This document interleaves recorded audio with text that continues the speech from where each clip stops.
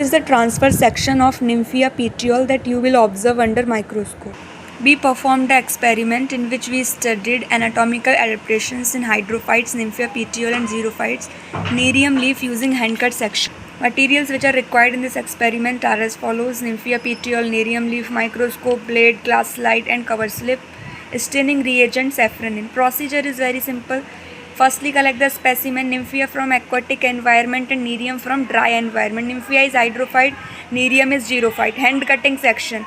Use a sharp blade to cut thin hand cut section. Section should be thin enough so that light could pass through it easily and you could observe it clearly under microscope. Mounting sections on slides. Mount section that you cut on slide properly. Stain it with staining reagent like safranin for cell wall, fast screen for cytoplasm to enhance its visibility of different tissues under microscope. Observation under microscope. Then place the slide under microscope. Observe carefully for anatomical structures that you can see for both first for Nymphia, then for nerium. Right, focus on key structures such as epidermis, vascular bundle, stomata, mesophyll and vascular tissues.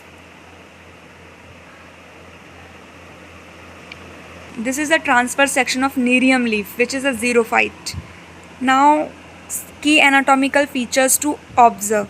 Hydrophytes, Nymphia petiole. See here, in this you can see large intercellular spaces, parenchyma. These are for floating and for gaseous exchange, right?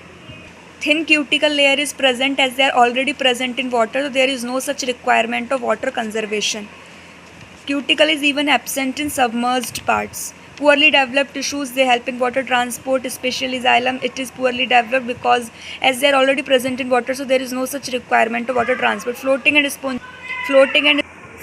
spongy tissue helps in floating basically, right? The parenchyma of petiole is often spongy with a high number of air cavities, which aids in floating. Now the key anatomical adaptation that you will observe in xerophytes, nerium leaf. As you can clearly see here, thick cuticle layer is present to prevent transpiration, as it is a xerophyte which is present in dry and hot environment where extreme temperature is there. So to prevent water is very important, right? To prevent water loss, to prevent transpiration, right? Now small or sunken stomata is there. Stomata is not present on the surface. This is deeply sunken. Why it is deeply sunken? Again for prevent transpiration process, to prevent water loss, right? Succulent tissue and adaptations to water storage. The xerophytes may have specialized parenchyma cell for storing water.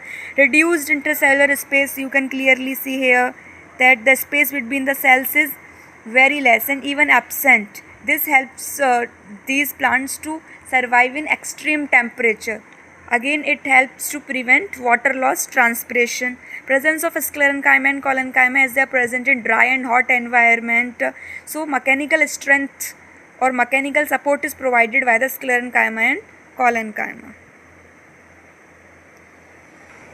Observations and analysis. Hydrophytes, you will observe tissues of Nymphia are specialized for water absorption, flotation and gaseous exchange in waterlogged environment. Petiole shows large intercellular space for gas storage and buoyancy. In xerophytes, thick cuticle, sunken stomata, minimal intercellular space. These adaptations help these plants to survive in hot dry environment and helps to minimize water loss. Conclusion, you can compare the anatomical features of both Nymphia and nerium. Nymphia hydrophyte, nerium xerophyte.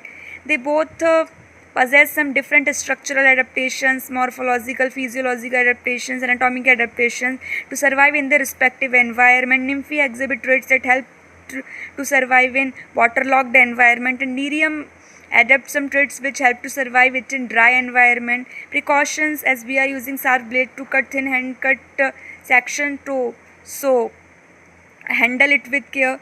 Discarding plates in sharp container after use. During slide making, ensure that materials must be clean. Avoid air bubble. Handle slide carefully and remove excess fluid to prevent damage and ensure clear view of a specimen. That's all about this experiment. I hope it helped you. Thank you for watching.